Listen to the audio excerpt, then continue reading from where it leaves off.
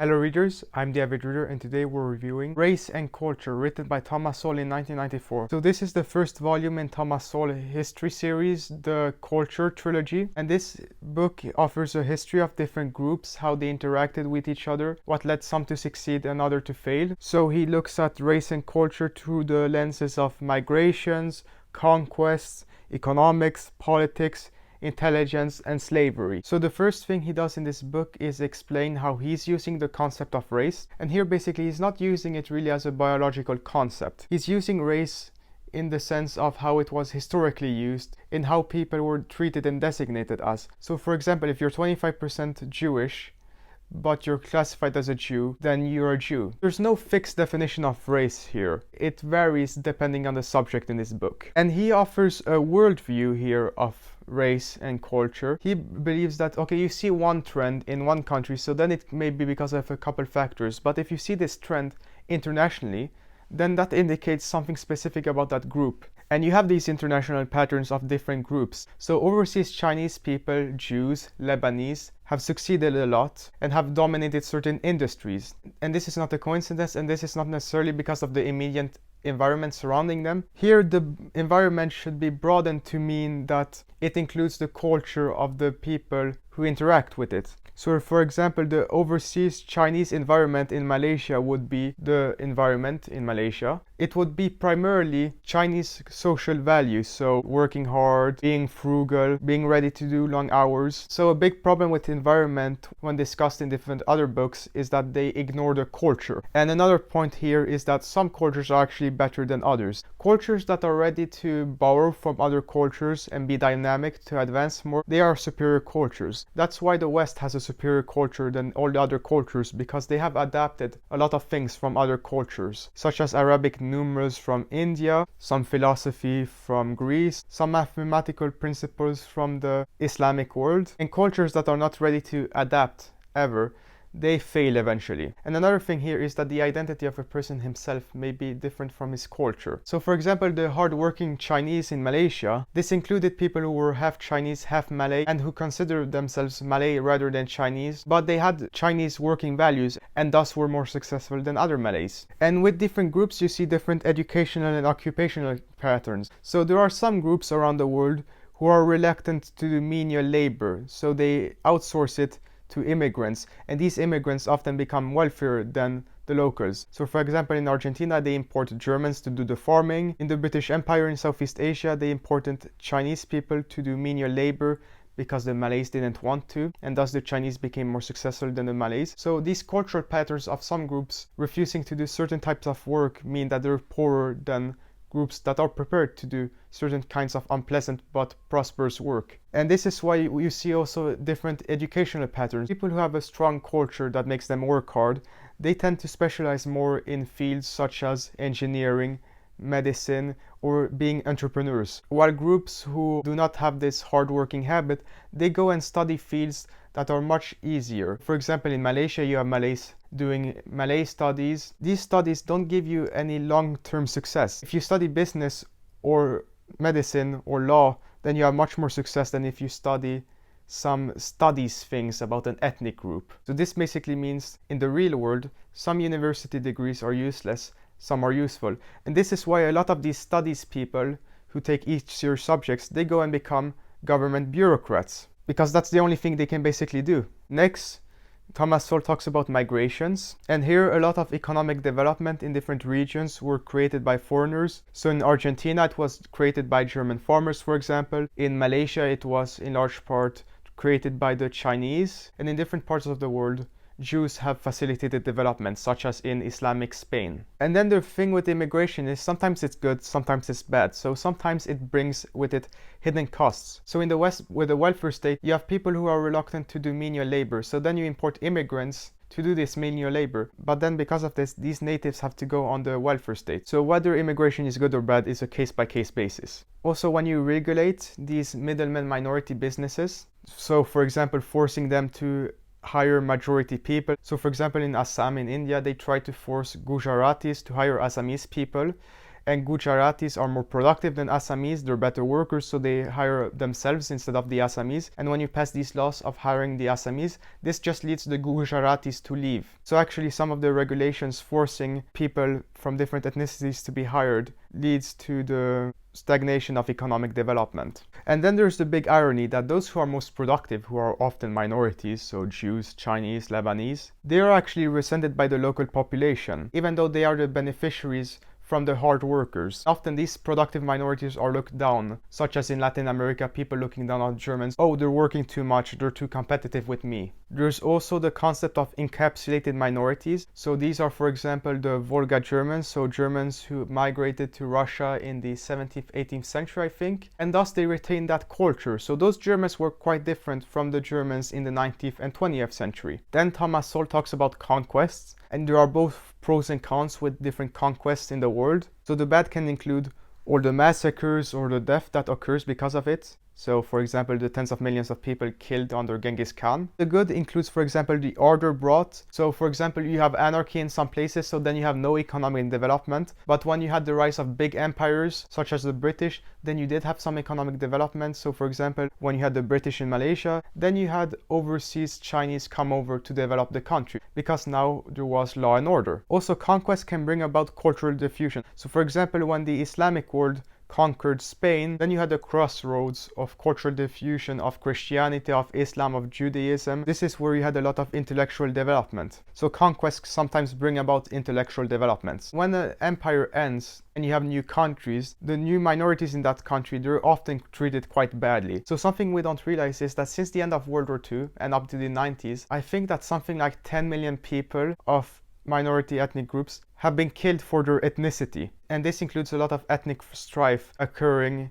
in Africa after decolonization. And this includes, for example, what happened in Nigeria, where northern Nigerians mistreated the southern Nigerians. Then Thomas Sowell talks about economics in its relation to race. So sometimes you have natural segregation and it can actually be good. So when you have animosities between two different groups, such as between Gentiles and Jews or Irish and Italians, it makes sense to have them working in separate places. So that is why you would have Jews exclusively hiring Gentiles or Gentiles exclusively hiring Jews, because they had different practices, and this created more efficiency. And then because of economic incentives, because black labor was cheaper, they had a lower unemployment rate. So this is why racists had to pass legislation to discriminate against blacks, because otherwise the blacks would have done better just under the free market. And slums are actually sometimes a necessary step in the development process of the prosperity of minority groups. So for example, Jews moving to New York, they started out in slums, and this is because they're quite frugal, and they start out by developing their capital to own their own business, and then eventually they get their own homes and get higher quality housing. So quality housing is of course one thing you want to attain eventually, but if you can't really afford it initially,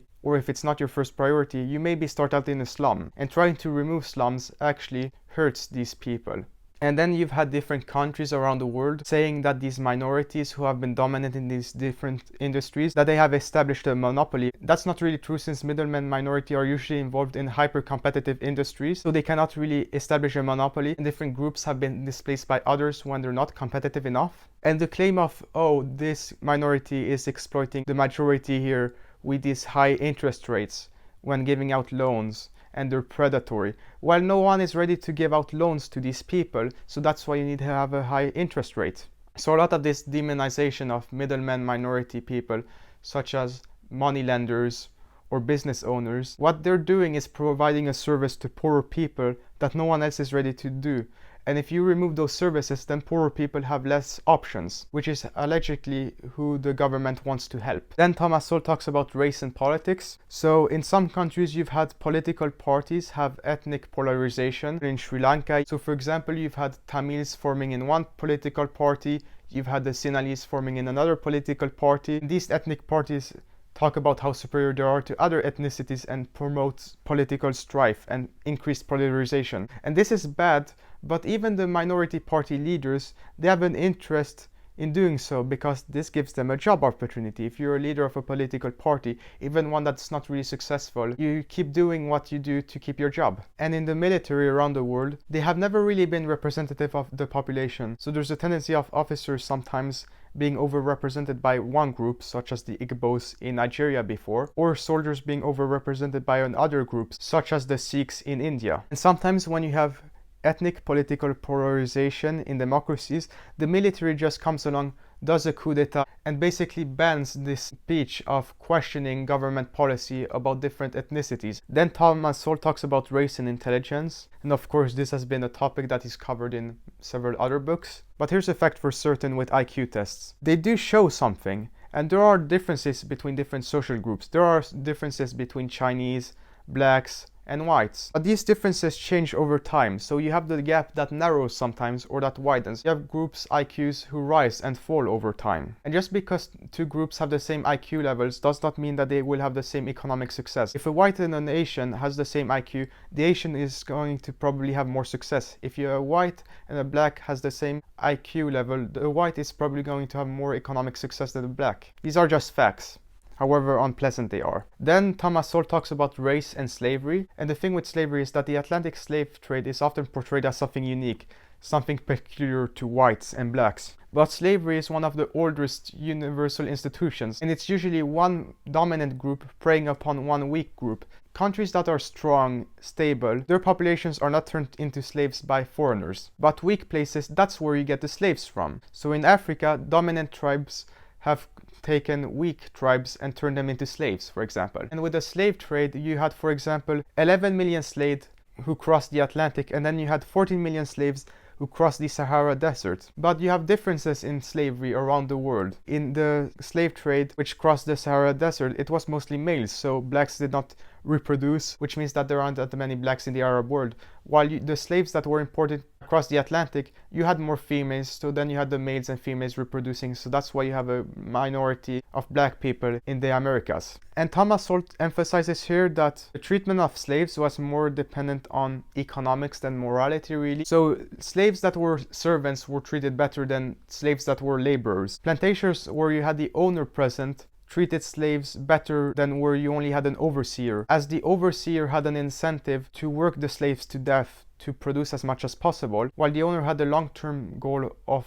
plantation productivity, so that means he worked his slaves less hard than when there was only an overseer. So that's why the death rate among slaves was lower in the American South than in the Caribbean, as in the Caribbean the slave owners were in London and overseers basically controlled slavery in the Caribbean. And urban slaves are usually treated much better than rural slaves, and they're quasi-free sometimes, actually, urban slaves, as often it's just, okay, this slave is hired out to people and he only has to pay a portion of his earnings to his slave master, and then he lives separately. And in the American South, urban slaves had a much higher chance of successfully escaping than rural slaves. And when slavery is condemned, it's usually blamed on the West. But the thing is that the West ended slavery much earlier than the rest of the world. Slavery in the West ended completely towards the end of the 19th century, while slavery around the world went on into the 20th century. So a lot of countries, they abolished slavery in the 1950s. The last country to abolish slavery officially was Mauritania,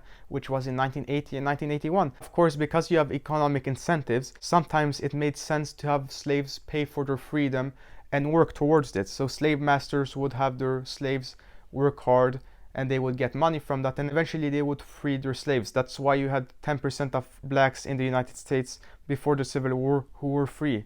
But the American South didn't like this, as it was a destabilizing force to have free blacks in the American South. This meant that the government in the south of the United States had to pass laws banning manumission of slaves to counteract the economic incentives of freeing slaves over time. And here's a fact: slavery was not ended for economic reasons in the West. Slavery was still productive for the slave owners in the 19th century, and that's when it was ended. So slavery was ended in the West for moral reasons. And the tragedy with slavery is that there's no demonstration of long-term benefit of having slavery in your society. If you look at the cultural developments around the world, they did not occur because of slavery. Countries that were heavily dependent on slavery tended to progress far less than countries that weren't. That's why you have the American North developing faster than the American South, because the American North got rid of slavery much earlier. If you look at ancient Greece, where do you have the large intellectual progress? In Athens, which was far less dependent on slavery than Sparta was. And in Sparta you had no intellectual developments like you had in Athens. So basically, slavery was for nothing. It served no large-scale economic purpose, except here and there. And the talk about slavery reparations doesn't make any sense, as everyone who suffered under slavery is basically dead now, and everyone who owns slaves is also dead. You cannot have generational victimization or guilt, as that creates antagonism among groups, such as the demand for reparations in the United States to blacks. That's just going to create ethnic polarization between white and black Americans. And Thomas Sowell's final chapter talks about race and history as a whole. Thomas Sowell states here that history offers understanding but not a solution necessarily. And the fundamental thing with history is that this has to be based in fact. When history is misused, that can be very dangerous. Remember, one Austrian guy misused history and led us into the bloodiest conflict in the world. World War II. Thomas Sowell also talks about the rise of a world culture, which is, for example, that you have accepted scientific standards around the world, at least among different cultures' elites. So, for example, today in China and in the United States, the same scientific laws of nature are accepted. They're undeniable. And it's not Eurocentric to point out that the world culture first emerged in Europe. The main scientific developments mainly developed out of Europe. Democracy, capitalism, industrializations, those things all originated in Europe. And it is not Eurocentric to say so. It is a fact. And that's the first place where you had world culture emerge. And the thing with using terms such as the British, or the French or the Germans, is that they are not the same people over time. The British in the 19th century were heavily anti-slavery. The British in the 18th century were heavily pro-slavery. And that's the book. So how would I rate Race and Culture by Thomas Sowell? I'm gonna give it a 9 out of 10. You learn a lot of interesting history in this book, and you get to think about culture in a lot of different perspectives. You get to think of how culture and migrations and culture and conquests are interconnected. You can see how different things such as politics and economics interact with race. And some of the ideas in this book have been discussed in other Thomas Sowell books. But here Thomas Sowell goes more in depth in these ideas. So if you want an introduction in how different cultures have contributed to the success or failure of different social groups, then you should read Race and Culture. And this book is part of a trilogy. The next books are called, I think, Migrations and Culture and Conquests and Cultures. And I think I will read and review them eventually on this YouTube channel. So another great book, Thomas Sowell. If you want to learn about another Thomas Sowell book, then I recommend you to check out my book review of Ethnic America, which talks about the history of different immigrants in the United States, including Jews and the Chinese. Anyways, I'm the average reader, and I will see you readers next time.